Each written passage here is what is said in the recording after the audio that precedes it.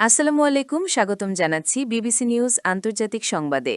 শুরুতেই সংবাদ শিরোনাম, এরপর বিস্তারিত। ঈদ উল ফিতরের সম্ভাব্য তারিখ জানালো আরব আমিরাত। ঈদের আগেই গার্মেন্টস কর্মীদের বেতন ও বোনাস নিশ্চিত করুন।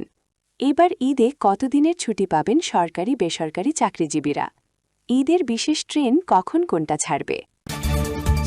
দর্শক, এতক্ষণ শুনছিলেন সংবাদ শিরোনাম। এখন বিস্তারিত।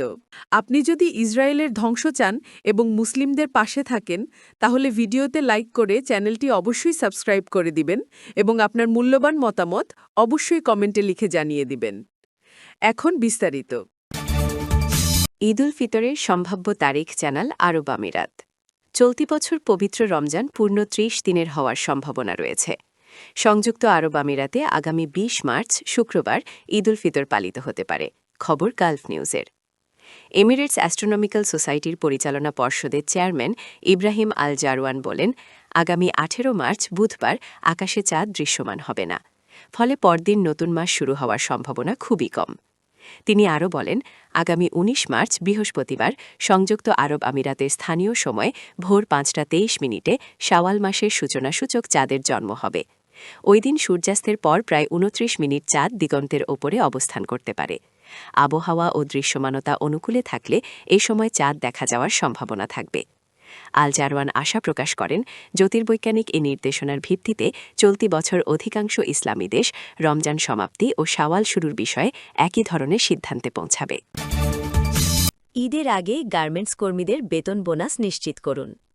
ঈদের চাঁদ যখন আকাশে ওঠে, তখন এটি কেবল একটি মাসের সমাপ্তি ঘোষণা করে না, এটি নতুন আশার আলো জ্বালায়। শহরের ব্যস্ত রাস্তায়, গ্রাম বাংলার মেঠো পথে, বাজারের ভিড়ে, স্টেশন আর লঞ্চ ঘাটে সবখানেই এক অদৃশ্য আনন্দের ঢেউ ছড়িয়ে পড়ে। শিশুরা নতুন জামার স্বপ্ন দেখে, মায়েরা রান্নাঘরের হিসাব কষেন, বাবারা দূর শহর থেকে বাড়ি ফেরার পরিকল্পনা করেন। কিন্তু এই উৎসবের উচ্ছ্বাসের ভেতরেও একদল মানুষ নীরবে অপেক্ষায় থাকেন।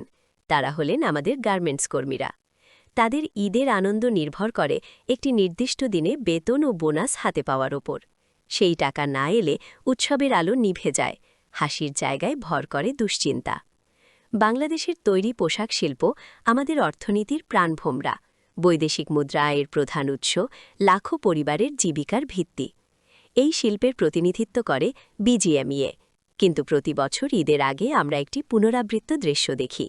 বেতন ভাতা ও ঈদ বোনাস ঘিরে অনিশ্চয়তা, কোথাও উত্তেজনা, কোথাও বিক্ষোভ। আনন্দের সময় কেন এই উদ্বেগ? কেন শ্রমিকদের ন্যায্য পাওনা নিয়ে প্রশ্ন ওঠে? সম্প্রতি বিজিএমইএর নেতারা বাংলাদেশ ব্যাংকের গভর্নরের কাছে ঈদের আগে ২ মাসের সমপরিমাণ অর্থ সহজ শর্তে ঋণ হিসেবে চিঠি দিয়েছেন। সংগঠনের জ্যেষ্ঠ সহসভাপতি বৈঠকে জানান, মাসিক বেতন ভাতা বাবদ প্রায় ৭,০০০ কোটি টাকা প্রয়োজন হয়। ঈদের আগে সেই অঙ্ক দাঁড়ায় ১৩-১৪ হাজার কোটি। রপ্তানি কমে যাওয়া, আন্তর্জাতিক বাজারে দাম হ্রাস, ক্রয়াদেশ পিছিয়ে যাওয়া এবং ব্যয় বৃদ্ধি, এসব কারণ দেখিয়ে তারা তারল্য সংকটের কথা বলেছেন। শিল্পের বাস্তব চ্যালেঞ্জ যে নেই তা অস্বীকার করার উপায় নেই। কিন্তু ঈদ তো অপ্রত্যাশিত কোনো ঘটনা নয়, এটি প্রতি বছর নির্দিষ্ট সময়ে আসে। তাহলে কেন প্রতি বছরই বেতন ভাতা নিয়ে অনিশ্চয়তা তৈরি হয়? কেন শ্রমিকদের প্রাপ্য নিশ্চিত করতে শেষ মুহূর্তে ব্যাংকের দ্বারস্থ হতে হয়? এই প্রশ্ন কেবল অর্থনৈতিক নয়, বরং এটি নৈতিকতার সবচেয়ে বড় প্রশ্ন। সমাজে একটি তীব্র বৈপরীত্য চোখে পড়ে। গার্মেন্টস মালিকদের একটি অংশ বিলাসবহুল জীবনযাপন করেন। দামি গাড়ি, অভিজাত বাড়ি, বিদেশ ভ্রমণ, বিদেশে চিকিৎসা, অর্থ পাচার, ব্যাংক ঋণ খেলাপি বা অনিয়মের অভিযোগও মাঝে মধ্যেই শোনা যায়। তবে সব মালিক এক নন, অনেকেই দায়িত্বশীল ও মানবিক। কিন্তু যখন শ্রমিকের ঈদ নির্ভর করে অনিশ্চিত বেতনের ওপর, তখন এই বৈষম্য প্রশ্ন তোলে, অর্থনৈতিক সাফল্যের প্রকৃত ভাগিদার কে? ঈদের আগে বেতন না পেলে একজন শ্রমিকের সংসারে কি ঘটে তা আমরা কল্পনাও করি না। সন্তানের নতুন জামা কেনা হয়তো পিছিয়ে যায়, গ্রামে যাওয়ার ভাড়া জোগাড় করতে হয় ধার করে, সংসারের বকেয়া মেটাতে হয় কষ্টে। সেই দুশ্চিন্তা জমতে জমতে একসময় তা ক্ষোভে রূপ নেয়। শিল্পাঞ্চলে অস্থিরতা তৈরি হলে ক্ষতি হয় সবার, মালিকের, শ্রমিকের এবং দেশেরও। রাষ্ট্রের ভূমিকা এখানে অত্যন্ত গুরুত্বপূর্ণ। বাংলাদেশ ব্যাংক নীতি সহায়তা দিতে পারে, প্রণোদনা ছাড় করতে পারে, ঋণের সুযোগ সৃষ্টি করতে পারে। কিন্তু সেই সহায়তা যেন সাময়িক সমাধান হয়ে না থাকে, বরং শিল্পে আর্থিক শৃঙ্খলা ও আগাম পরিকল্পনার সংস্কৃতি গড়ে তোলে। ঈদের মতো পূর্বানুমেয় ব্যয়ের জন্য বছরের শুরু থেকেই সংরক্ষণ রাখা কি অসম্ভব? লাভের একটি অংশ কি বিশেষ তহবিলে রাখা যায় না, যাতে শ্রমিকের বেতন নিয়ে অনিশ্চয়তা তৈরি না হয়? এখানে আরেকটি বিষয় স্পষ্ট করে বলা জরুরি। ঈদের আগে বেতন দেওয়া কোনো অনুগ্রহ নয়, এটি শ্রমিকের অধিকার। শ্রমিক তার শ্রম দিয়েছেন, উৎপাদন বাড়িয়েছেন, রপ্তানি আয় নিশ্চিত করেছেন। সেই শ্রমের ন্যায্য মূল্য সময় মতো পরিশোধ করা হবে, এটাই স্বাভাবিক। যদি একটি শিল্প খাত বছরে হাজার হাজার কোটি টাকা লেনদেন করতে পারে, তবে ঈদের মতো নির্ধারিত সময়ের ব্যয়ের জন্য পরিকল্পনা করতে না পারা অজুহাত হতে পারে না। প্রতিবার যদি একই চিত্র দেখা যায়, ঈদের আগে ঋণের আবেদন, বেতন নিয়ে অনিশ্চয়তা, শ্রম অস্থিরতার আশঙ্কা, তবে বুঝতে হবে সমস্যা সাময়িক নয়, কাঠামোগত। শিল্পের টেকসই ভবিষ্যতের জন্য প্রয়োজন স্পষ্ট হিসাব ব্যবস্থা, দায়িত্বশীল আর্থিক ব্যবস্থা এবং জবাবদিহি। সরকারের সহায়তা অবশ্যই দরকার হতে পারে, কিন্তু সেটি যেন শর্তহীন নির্ভরতা সংস্কৃতি তৈরি না করে। আমাদের মনে রাখতে হবে, গার্মেন্ট শিল্প শুধু কারখানার দেয়ালের ভেতরের উৎপাদন নয়, এটি লাখ লাখ মানুষের জীবন সংগ্রামের গল্প। সেই গল্পে যদি ঈদের আগে অনিশ্চয়তার ছায়া পড়ে, তবে তা কেবল অর্থনীতির ব্যর্থতা নয়, নৈতিক ব্যর্থতাও। গার্মেন্ট শিল্প আমাদের জাতীয় গর্ব। এই শিল্প বিশ্ববাজারে টিকে আছে শ্রমিকদের অক্লান্ত পরিশ্রমে। তাই তাদের ন্যায্য পাওনা সময়মতো পরিশোধ করা কেবল আইনি বাধ্যবাধকতা নয়, এটি মানবিক দায়িত্ব। ঈদের আনন্দ সবার ঘরে পৌঁছাতে হবে, শুধু মালিকের প্রাসাদে নয়, শ্রমিকের ছোট্ট ঘরেও। সুতরাং প্রয়োজন দায়িত্বশীলতা, স্পষ্টতা এবং ন্যায়ভিত্তিক সিদ্ধান্তের। ঈদ যেন উদ্বেগের কারণ না হয়ে ওঠে। যে শ্রমিক সারা বছর দেশের অর্থনীতির চাকা ঘোরান, তার মুখে হাসি ফোটানোই হোক আমাদের প্রথম অঙ্গীকার। লেখক, সাংবাদিক, কলামিস্ট ও রাজনৈতিক বিশ্লেষক, ঢাকা। এবার ঈদে কতদিনের ছুটি পাবেন সরকারি বেসরকারি চাকরিজীবীরা? আরবি শাবান মাসের চাঁদ দেখা সাপেক্ষে আগামী মার্চ মাসের ২০ কিংবা ২১ তারিখ অনুষ্ঠিত হতে পারে মুসলমানদের অন্যতম ধর্মীয় উৎসব ঈদ উল ফিতর। রোজার শুরু থেকেই প্রাথমিক ও মাধ্যমিক বিদ্যালয়গুলো বন্ধ রয়েছে। তবে সরকারি বেসরকারি চাকরিজীবীরা এবার ঈদে কতদিন ছুটি কাটাতে পারবেন তা নিয়ে কৌতূহল রয়েছে। প্রতি বছর ঈদের ছুটিতে অসংখ্য মানুষ বাংলাদেশের রাজধানী ঢাকা ছেড়ে যান। কাছাকাছি সময়ে বিপুল সংখ্যক মানুষ ঢাকা ছাড়ার কারণে পথে পথে তৈরি হয় দীর্ঘ যানজটসহ নানা ভোগান্তি। তবে ঈদের ছুটি তুলনামূলক বড় হলে বা বাড়তি ছুটি থাকলে এই ভোগান্তি অনেকটা কমে আসে বলে অভিমত অনেকের।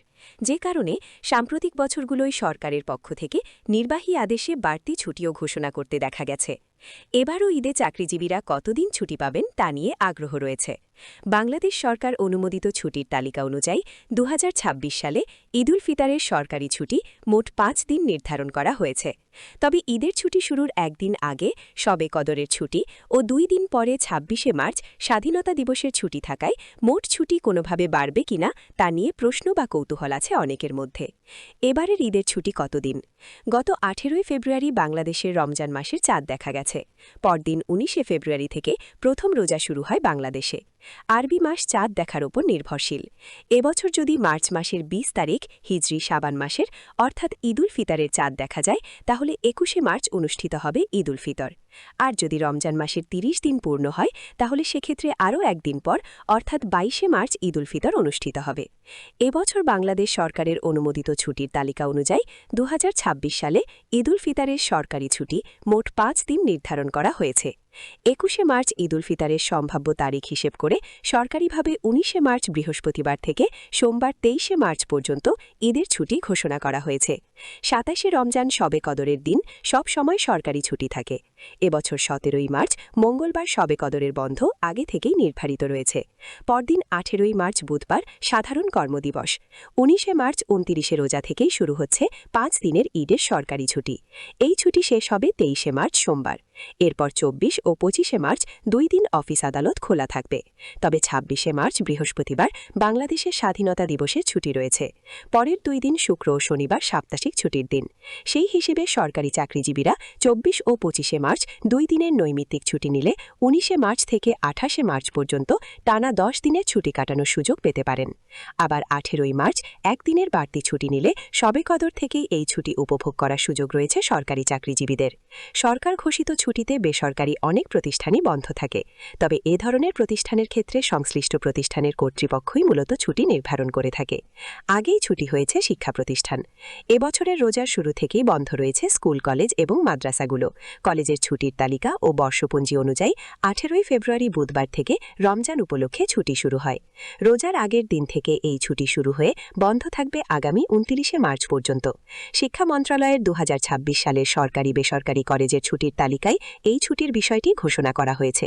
শিক্ষা মন্ত্রণালয়ের মাধ্যমিক ও উচ্চশিক্ষা বিভাগ প্রকাশিত তালিকায় দেখা গেছে, পবিত্র রমজান, ঈদ উল ফিতর, গ্রীষ্মকালীন ছুটি মিলে 18 ফেব্রুয়ারি থেকে 25 মার্চ পর্যন্ত বন্ধ থাকবে কলেজগুলো।